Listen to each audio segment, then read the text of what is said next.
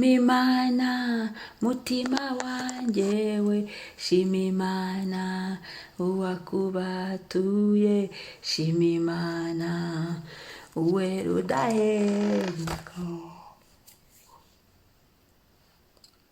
Nari kure nta byiringiro namba narifite, nta masezerano y'ibizaba, nari kure y'Imana. Ariko ubu nigijwe hafi n'amaraso ye, ubu sinkigenda niganyira, ndi umwana w'ihoraho, haleluya. Yankunze nakwiriye, Yesu arankunda bihambaye, wowe nahinduka. Yankunze Yesu, yankunze nakwiriye, arankunda bihambaye, wowe nahinduka.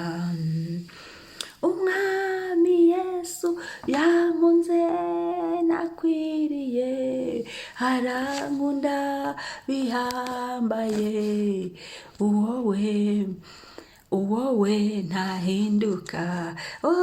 Shima Imana yacu, shima Imana mutima wanjye we, shima Imana uwakubatuye, shima Imana uwera udahemuka. Haleluya. Nari kure nta byiringiro namba nari mfite, nta masezerano y'ibizaba, nari kure y'Imana. Ariko ubu nigijwe hafi n'amaraso ye, ubu sinkigenda niganyira, ndi umwana w'ihoraho. Yankunze ntakwiriye, arankunda mwami ndakwiriye, wowe ntahinduka. Uwiteka ntahinduka, umwami Yesu ntahinduka, umwuka wera ntahinduka, ubutatu bwera ntibuhinduka. Urukundo Imana yadukunze ntiruhinduka, ku buzima bwacu, mu mibereho yacu, mu mwifato wacu ntibihinduka, ntibizanahinduka, ko Yesu yabihamishije sinyatire y'amaraso ye, yarabihamije igorogota ku musaraba ku karubanda, arabihamya ko turabe. Rero turashimira Imana yaduhaye Yesu. Igitondo cyiza rero, igitondo cyiza ahantu uri, igitondo cyiza aho ubyukiye, igitondo cyiza aho uhagaze, igitondo cyiza igihugu warayemo, igitondo cyiza inzu warayemo, igitondo cyiza dushima Imana, imitima yacu ishima Imana, imitima yacu yuzura amashimwe ko tubonye ubundi buntu bw'umunsi, ko tubonye nanone ukundi kubaho iminsi yacu. Uwiteka agenda ayongeraho ubundi buntu n'ishimwe rikomeye. Amen. Reka dusome ijambo ry'Imana, Abaroma 8:14 kugera kuri 15. Abaroma 8:14 kugera kuri 15. Abaroma 8:14 kugera kuri 15 haravuga ngo, abayoborwa n'umwuka w'Imana bose nibo bana b'Imana, kuko mutahawe umwuka w'ububata ubasubiza mu bwoba, ahubwo mwahawe umwuka ubahindura abana b'Imana, ubatakisha uti Aba Data. Haleluya. Ngo abayoborwa n'umwuka w'Imana bose ni abana b'Imana, kuko mutahawe umwuka w'ububata ubasubiza mu bwoba, ahubwo mwahawe umwuka ubahindura abana b'Imana, ubatakisha uti Aba Data. Haleluya. Abayoborwa n'umwuka w'Imana. Reka tubwire Imana uyu munsi ngo mwuka wera nyobora, ubuzima bwanjye buyobore, ibyanjye byose biyobore, ubutunzi bwanjye buyobore, ibyo ntunze ubiyobore, abavandimwe banjye ubayobore, inzu yanjye uyiyobore. Twemerere umwuka wera w'Imana, tumugire inshuti, tumuhe ibyaca biyobore hakiri kare, zikigendwa, bigishoboka, bigikunda, ko hari igihe bitazakunda, hari igihe bidakunda, hari igihe bidashoboka. tumwemerere ubungubu tugifite imbaraga, ubungubu tucyumva, ubungubu bikemere, tumwemerere umwuka wera w'Imana aba ari we ugenga ibyacu. Haleluya. Ngo abayoborwa n'umwuka wera w'Imana abo ni abana b'Imana. Ukaba wumvira umwuka wera, ukaba uri kuyoborwa n'umwuka wera w'Imana, ukaba uri mu nzira z'ibyo umwuka wera w'Imana ashaka, uri umwana w'Imana, ndi umwana w'Imana. Nkaba mpagaze aho umwuka wera ashaka, nkaba ndi kugendera aho umwuka wera ashaka, nkaba ndi kubana n'abo umwuka wera ashaka, nkayoborwa n'umwuka wera nkamwumvira. Icyo ambujije nkakireka, icyo ambwiye akaba ari cyo nkora, icyo adashaka nkakireka, icyo ijambo rye rivuga kitari cyo nkakivamo. Icyo ambujije rwose nkakireka, cyaba ari cyiza kuri njye ariko nkabireka nkamwumvira, nkemera kuyoborwa nawe. Ubwo turi abana b'Imana. Imana ishimwe. Ngo kuko mutahawe umwuka w'ububata ubasubiza mu bwoba. Umwuka wera w'Imana twahawe si umwuka w'ububata, ahubwo ni umwuka twahawe ni umwuka uduhindura abana b'Imana, ukadutakisha uti aba data. Natwe tukagira umubyeyi, natwe tukabona umubyeyi ari w'Imana, Imana yacu. Imana ikatubera umubyeyi, Imana tukemera, natwe tukemera kuba abana, tukicara mu rugo kwa data, tukaruhukira mu rugo kwa data, tukagubwa neza mu rugo kwa data, mu bikari bye akaba ariho tubarizwa.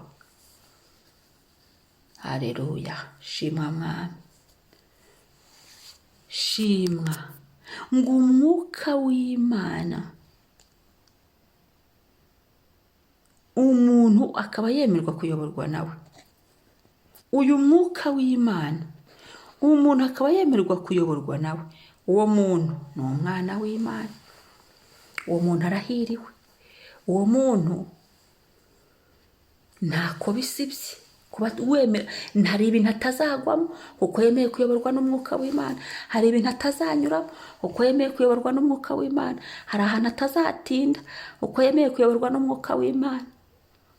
Haleluya. Izina ry'Uwiteka rihimbazwe, izina ry'Uwiteka ryubahwe, izina ry'Uwiteka ryamamare. Kuko mutahawe umwuka wo basubiza mu ububata. Kristo yaratubatuye, ububata bw'ibyaha, ububata bw'imiruho, ibyari ububata bwose byari bituriho byaratubase. Kristo yarabitubatuyeho, Kristo yabidukuyeho, Kristo yabibambiye ku musaraba i Golgota, aduha umwuka wera we kugira ngo dushire ubwoba. Abantu bari bafite ubwoba, Yesu amaze gupfa habayeho igishyitsi n'ubwoba bwinshi, ariko aho Yesu yageraga yaravuga ngo ni haba amahoro, haba amahoro, haba amahoro. Rero turashimira Yesu wazutse.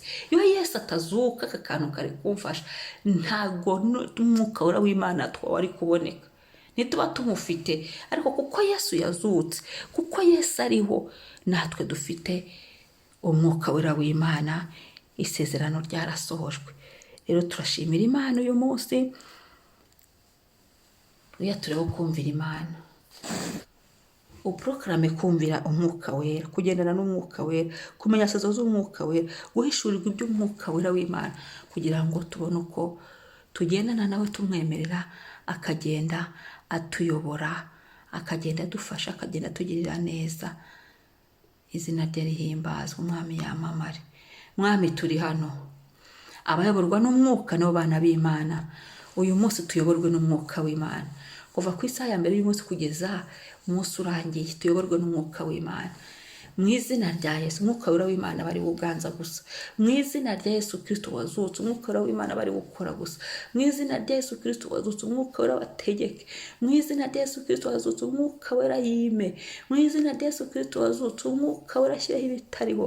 Mu izina rya Yesu Kristo wazutse, umwuka wera, haleluya, asohoze ibyo yagambiriye mu bubasha bwe, mu butabazi bwe, mu butware bwe, mu gukora kwe, mu buntu bwe, mu bushobozi bwe, mu izina rya Yesu. Haleluya, haleluya, haleluya, haleluya. Umwami yubahwe, umwami yamamare, umwami asingizwe. umwami ni mwiza. Ku murongo wa 15 yavuze ngo kuko mutahawe umwuka w'ububata basubiza mu bwoba. Hari ububata bw'ubwoba ko kandi ubwoba burwanya kwizera. Iyo ubwoba buhari kwizera kurabura. Iyo kwizera guhari ubwoba buragenda. Uyu mwuka rero utuma tugira ibyiringiro muri Kristo. Uyu mwuka rero utuma tugira kwizera muri Kristo Yesu. Uyu mwuka rero niwe ubitubashisha, niwe ubidushoboza, niwe ubidushyiramo, niwe udufasha. Haleluya. Imana ishimwe ngo ahubwo twahawe umwuka ubahindura abana b'Imana. Zaburi ya 2:7 nuko uyu munsi ndakubyaye. Uwo ni Uwiteka. Cyagiye twakira Yesu umwami n'umukiza, twari tuvutse kandi umwuka wera akaza muri twebwe. Gusa agenda yaguka aba mwinshi kubera uko tugenda dushaka Imana, ko tugenda dukurikira ijambo ry'Imana, turisoma, turyumva. Umwuka wera nawe agenda akora akazi muri twe, tukagenda tumwumva umunsi ku munsi. Yesu ashimwe, Yesu yubahwe, Yesu ahabwe icyubahiro. Ni umwami, umunsi mwiza, data wa twese yamamare. Umunsi mwiza, mwari kumwe na Mama Ebenezer. Shalom shalom. Mwibuke gukora subscribe.